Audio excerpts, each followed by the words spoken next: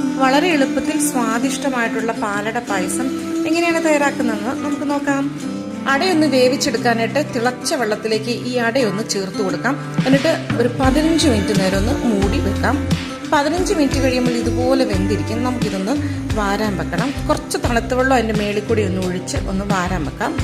ചൂട് കട്ടിയുള്ള പാത്രത്തിൽ നെയ്യ് ഒഴിച്ച ശേഷം നട്ട്സും റേസിൻസ് ഒക്കെ വറുത്തെടുക്കാം. ഇതിലേക്ക് 1 കപ്പ് പഞ്ചസാര ചേർത്ത് ഇതൊന്ന് ക്യാരമലൈസ് ചെയ്തെടുക്കാം. അപ്പം ഒരുപാടങ്ങ് കരിഞ്ഞു പോകണ്ട. ജസ്റ്റ് ഒന്ന് കളർ മാറി വരുമ്പോൾ തന്നെ നമുക്ക് കുറച്ച് ചൂടുവെള്ളം ചേർത്ത് കൊടുക്കാം. നമുക്ക് പാല് ചേർത്ത് കൊടുക്കാം. അതിൻ്റെ കൂടുതൽ കുറച്ച് വെള്ളവും കൂടെ ഞാൻ ആഡ് ചെയ്ത് കൊടുത്തിട്ടുണ്ട്. ഇപ്പോൾ പാലൊക്കെ നല്ല പിങ്ക് നിറത്തിലായിട്ടുണ്ട്. ഇതൊന്ന് തിളച്ച് വരുമ്പോൾ നമ്മൾ വേവിച്ച് വെച്ച് അടയൊന്ന് ചേർത്ത് കൊടുക്കാം.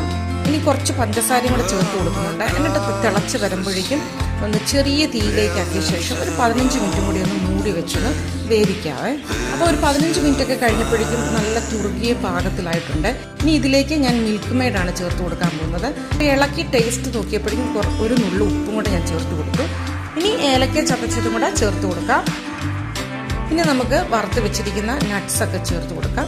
എന്നിട്ട് അവസാനം നമ്മൾ കുറച്ച് ഗീയും കൂടെ അതിൻ്റെ മുകളിലേക്കൊന്ന് ഒഴിച്ചു കൊടുത്തു. അപ്പം നമ്മുടെ സ്വാദിഷ്ടമായിട്ടുള്ള പിങ്ക് പാലട പായസം റെഡിയായിട്ടുണ്ട്. അപ്പോൾ എല്ലാവരും ട്രൈ ചെയ്ത് നോക്കണേ. അപ്പോൾ എല്ലാവർക്കും ബൈ, താങ്ക് യു.